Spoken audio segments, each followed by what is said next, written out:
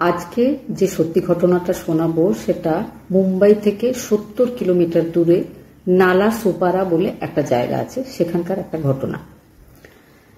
ইউপির দুই ভাই অখিলেশ আর বিজয় চৌহান দুজনেই বেশ কিছু বছর আগে ইউপিতে নিজেদের গ্রাম ছেড়ে কাজকর্মের উদ্দেশ্যে পাড়ি দিয়েছিল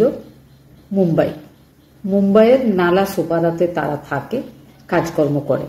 প্রায় 9 বছর আগে বড় ভাই বিজয়ের বিয়ে হয়েছিল কোমল চৌহানের সাথে। বিজয়ের বর্তমান বয়স 35 বছর আর তার স্ত্রী কোমলের বর্তমান বয়স 28 বছর। তাদের একটা সুখী দাম্পত্য জীবন। তাদের একটা 7 বছরের ছেলেও আছে। আর কিছু দূরেই বিলাল পাড়া বলে একটা জায়গা আছে, সেখানে থাকে বিজয় চৌহানের ছোট ভাই অখিলেশ। অখিলেশ আর বিজয় চৌহান দুজনেই নিজের নিজের এলাকায় ভাড়া ঘর নিয়ে থাকে। তো দুই ভাই ঠিক করে যে তারা ভবিষ্যতেও এখানেই থাকবে, এখানে একটা বাড়ি কেনার তারা ব্যবস্থা করে। তো দুজন যৌথভাবে সেই বাড়িটা কিনছিল। অ্যাডভান্সের টাকা দেওয়ার জন্য অখিলেশ নিজের দাদা বিজয়কে কল করে, তো কলটা রিসিভ হয় না। দিনে 3-4 বার করে কল করে। তার আগে কিন্তু প্রায় রোজই দুই ভাইয়ের মধ্যে কথা হতো।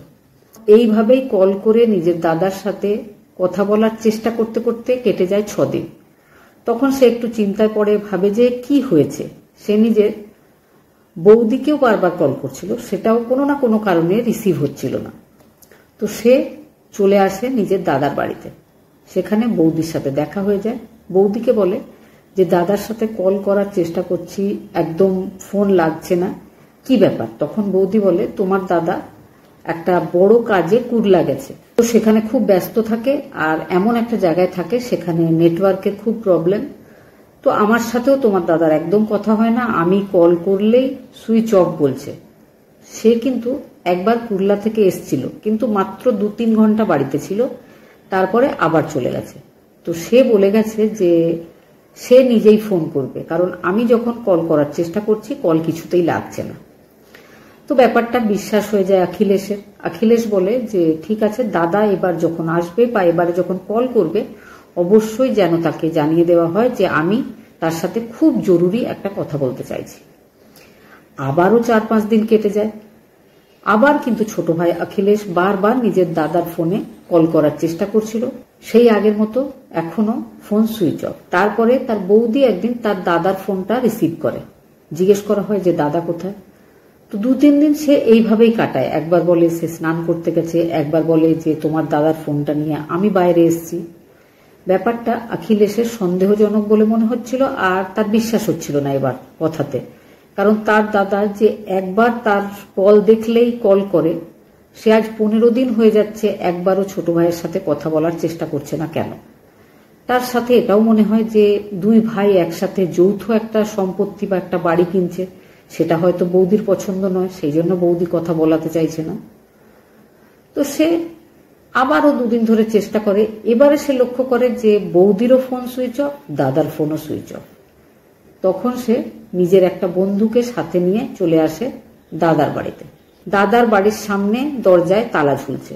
সে আশেপাশের লোকজনকে জিজ্ঞেস করে যে তার বৌদি তার দাদা কোথায়। তো তারা বলে তোমার দাদাকে প্রায় 15-20 দিন আমরা দেখিনি, কিন্তু তোমার বৌদিকে 2 দিন আগেই দেখেছিলাম, ছেলেকে হাত ধরে ঘুরছিল, কিন্তু 2 দিন ধরে এইভাবেই তালা বন্ধ রয়েছে ঘরে। এবার সে কিন্তু সত্যি সত্যি চিন্তায় পড়ে যে ব্যাপারটা কি, বৌদি কি করতে চাইছে, কি লুকাতে চাইছে। আগেই বলেছি মনীষ চৌহান একটা ভাড়া ঘরে থাকতো, তো বাড়ির যে মালিক তার সাথে কথা বলে সেই বাড়ির তালাটা ভাঙা হয়। ভাঙার পরে ভেতরে ঢোকে অখিলেশ আর অখিলেশের বন্ধু আর পাড়ার 2-4 জন লোক।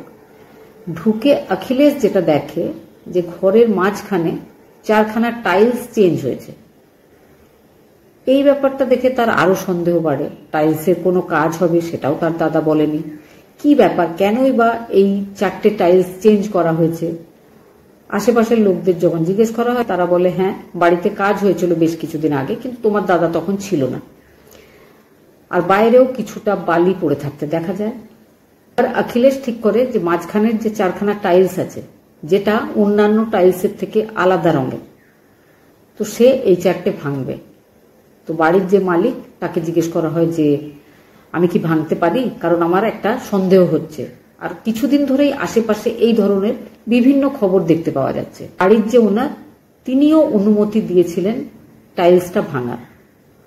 অখিলেশ আর তার বন্ধু তারা দুজনে মিলে টাইলসটা ভাঙে।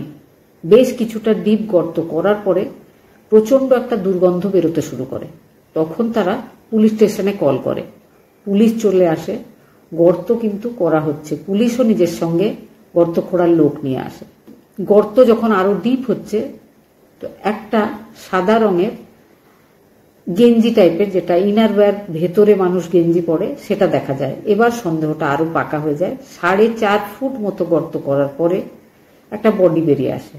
আর বডিটা দেখে চেনা যাচ্ছিল না, কিন্তু অখিলেশ বা আশেপাশের যে লোকজনেরা তারা বলে এটাই বিজয় চৌহান। পুলিশ সেটাকে ফরেন্সিক ল্যাবে নিয়ে যায়। প্রাথমিক পোস্টমর্টমে বলা হয় যে হ্যাঁ, এটা বিজয় চৌহান। আর বডিটা 15-20 দিন পুরনো। তার মানে সবাই বুঝতে পারে যে ওই বডিটা মাটির তলায় থাকাকালীন অখিলেশের বৌদি কোমল চৌহান ওই বাড়িতেই থাকছিল।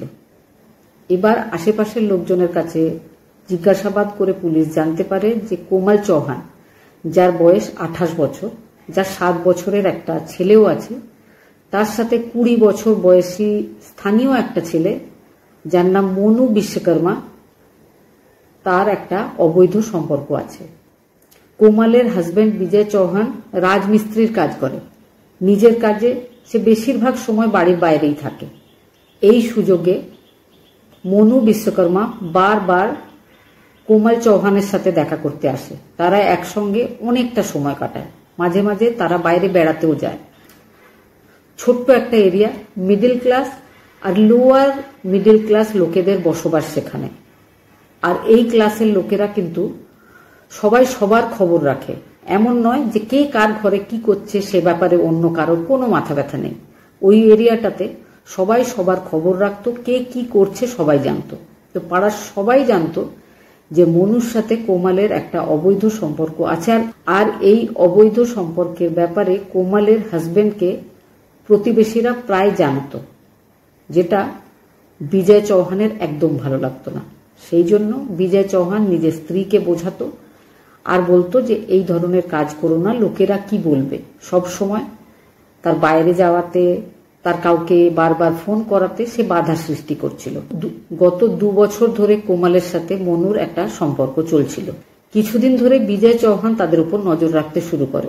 মনু বিশ্বকর্মা আর তার 8 বছরের বড় প্রেমিকা কোমল চৌহান দুজনে মিলে বিজয় চৌহানকে পৃথিবী থেকে সরিয়ে দেবে এমনটাই ভেবেছিল।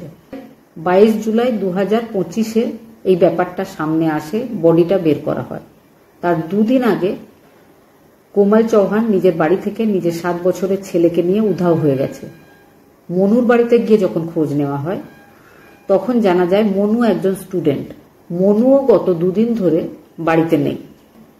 তখন পুলিশ বা পাড়ার লোকজনেরা ধরে নেয় যে তারা দুজনে একসাথেই কোথাও চলে গেছে। পুলিশ তাদেরকে খুঁজছে। এই ব্যাপারে নতুন কোনো আপডেট আসলে নিশ্চয় জানাবো।